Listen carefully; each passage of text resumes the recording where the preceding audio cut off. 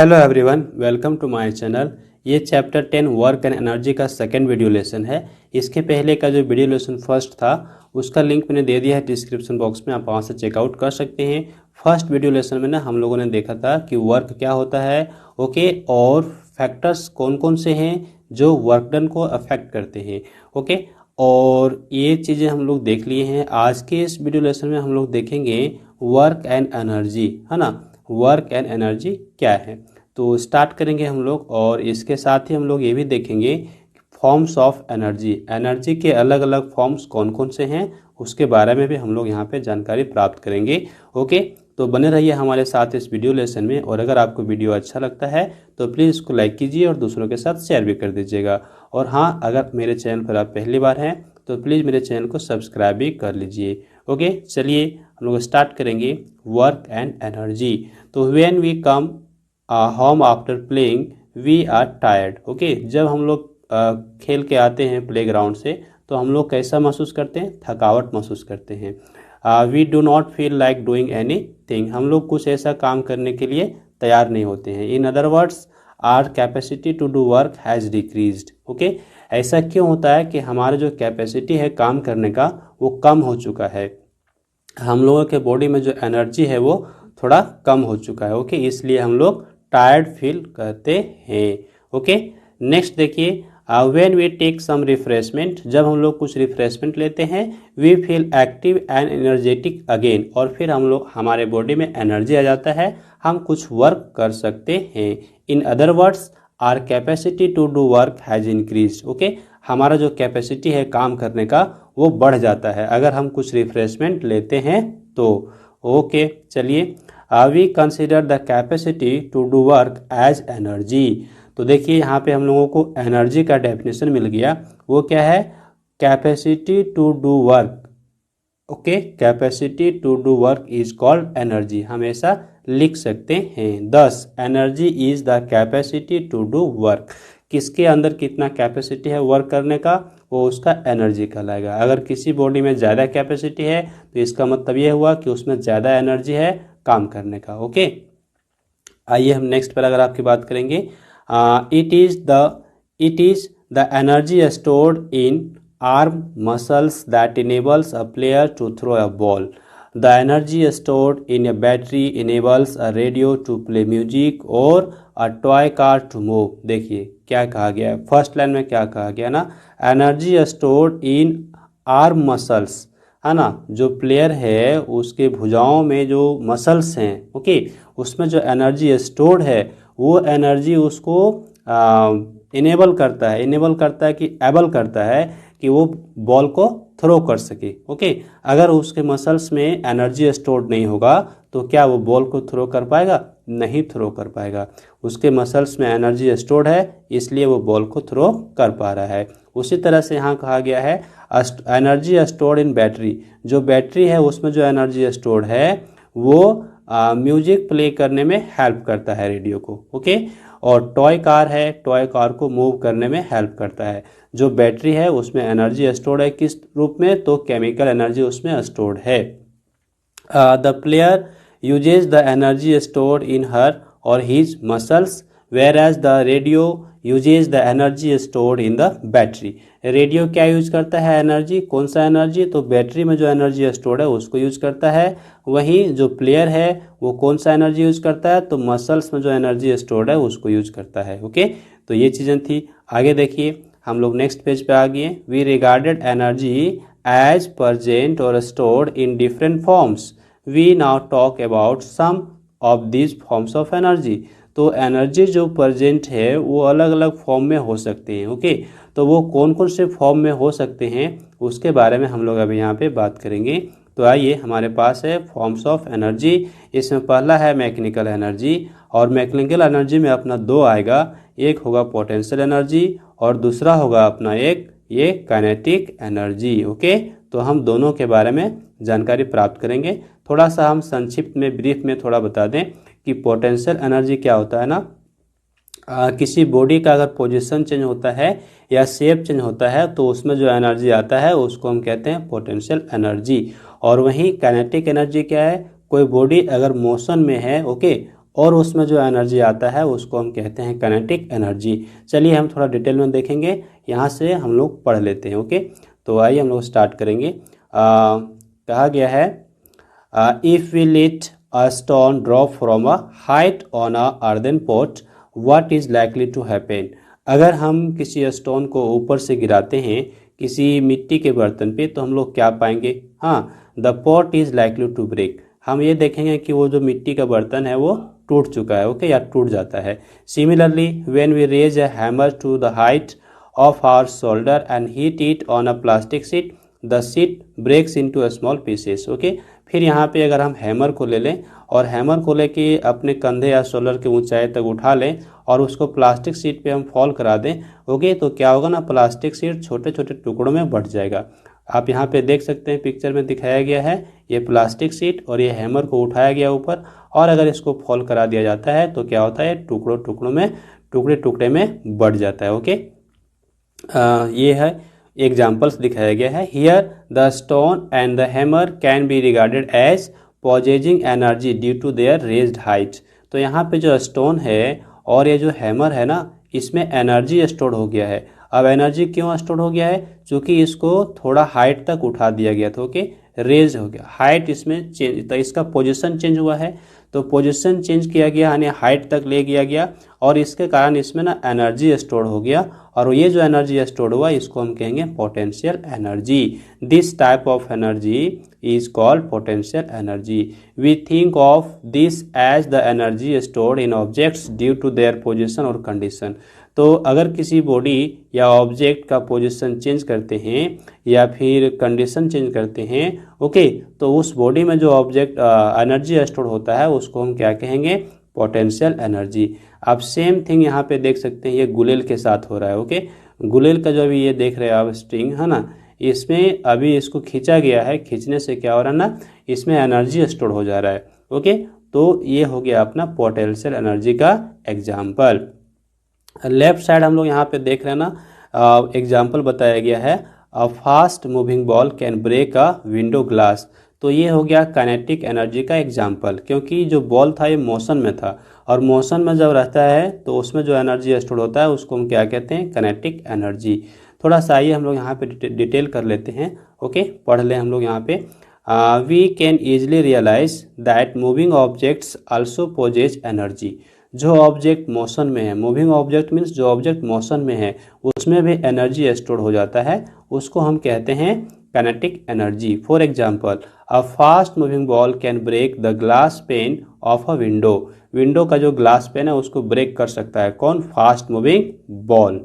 इसका रीजन क्या हुआ कि जो बॉल है वो मूविंग है, फास्ट मूव कर रहा है, तो उसमें एनर्जी स्टोर हो गया है। और a glass marble shot from a catapult गुलेल, okay, can hurt a person.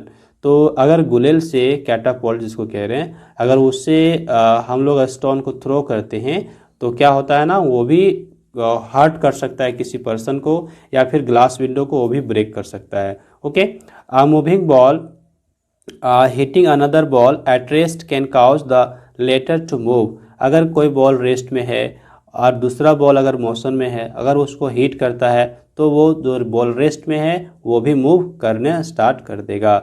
Okay, flowing water can move log of wood from one place to another. This form of energy possessed by an object due to its motion is known as the kinetic energy.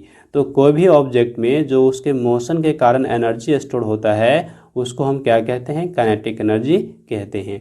तो बड़े ही simple way में ना हम लोग यहाँ पे समझ गए कि पोटेंशियल एनर्जी क्या होता है और काइनेटिक एनर्जी क्या होता है। ओके, तो पोटेंशियल एनर्जी बॉडी का शेप चेंज होने से या पोजीशन चेंज होने से, और काइनेटिक एनर्जी बॉडी में मोशन आने से। अगर उसमें मोशन है तो उसमें जो एनर्जी है उसको हम काइनेटिक एनर्जी कह रहे हैं। Okay, if an object possesses either potential energy or kinetic energy or both, we say that the object has mechanical energy। Okay, हम लोग स्टार्ट में देख लिए कि मैकेनिकल एनर्जी है ना दो तरह का, एक पहला काइनेटिक एनर्जी और दूसरा ये पोटेंशियल एनर्जी। ओके, अगर दोनों में से कोई भी एनर्जी है बॉडी में तो हम कह सकते हैं कि वो जो बॉडी है उसमें मैकेनिकल एनर्जी है, या फिर दोनों साथ साथ है तो भी हम कह सकते हैं कि उस बॉडी में मैकेनिकल एनर्जी स्टोर्ड है। ओके, चलिए अब दूसरा फॉर्म हमारे पास जो है वो है यहाँ पे heat energy. Okay, heat energy क्या है इसके बारे में जानकारी लेंगे हम लोग।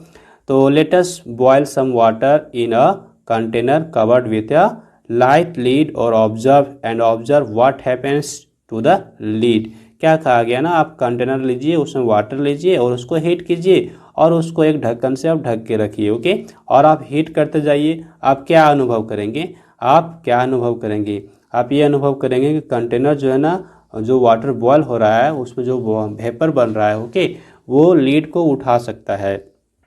The lid is seen to move up and down. देखिए, the lid is seen to move up and down. The steam formed due to the heat makes the lead move up and down. It shows that the heat is a form of energy which can be used to move objects. Okay, इसका मतलब ये हुआ कि जो ये steam है ना, जो बन रहा है स्टीम हीट के कारण, उसके कारण जो ना अप एंड डाउन हो रहा है अपना लीड। इसका मतलब ये हुआ कि इसमें एनर्जी है ना, जिसके कारण ये अप एंड डाउन मूव हो रहा है। इसका मतलब ये हुआ कि जो हीट है उसमें एनर्जी है।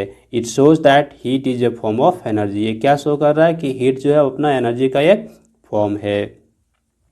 Heat is one of the most common forms of energy. देखिए, हीट जो है सो एनर्जी का एक बहुत ही कॉमन फॉर्म है।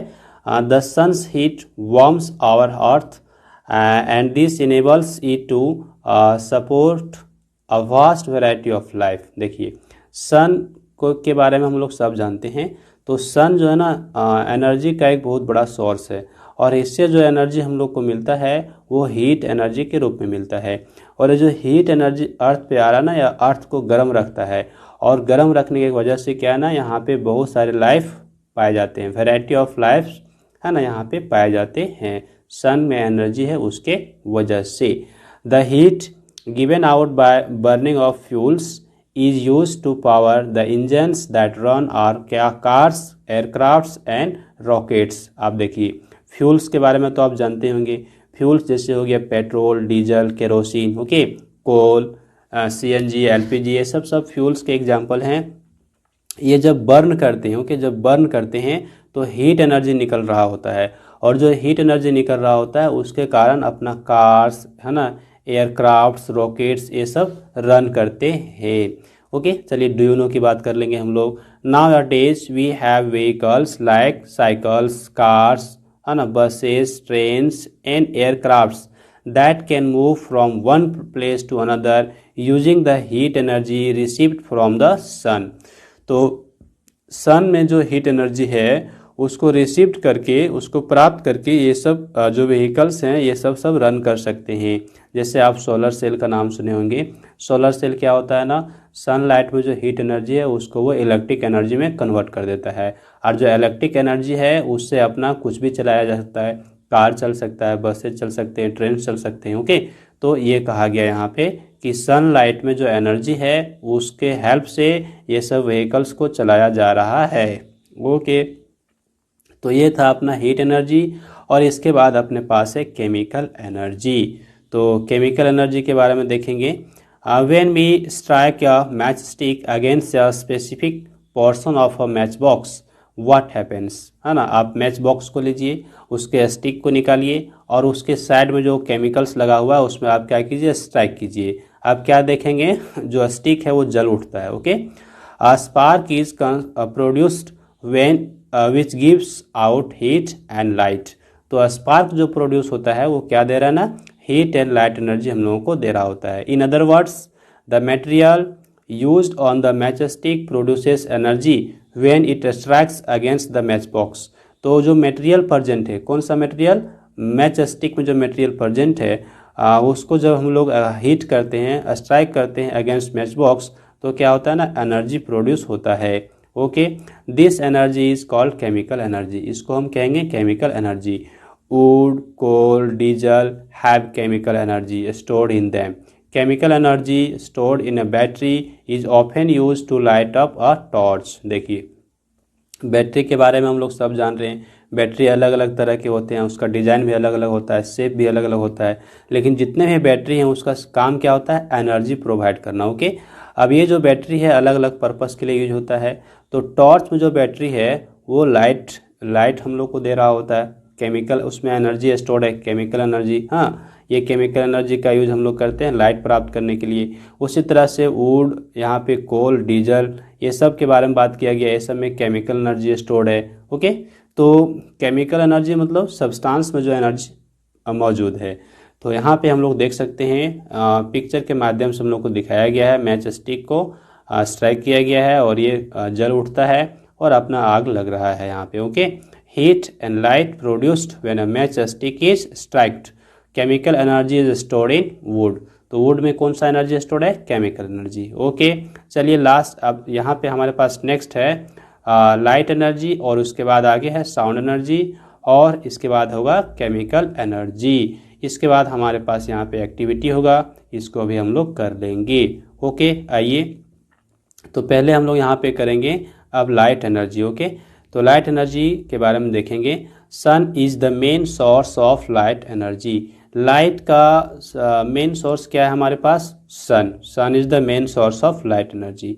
It is sunlight that helps us to see things during the day. Light energy of the sun is used by green plants to make their food.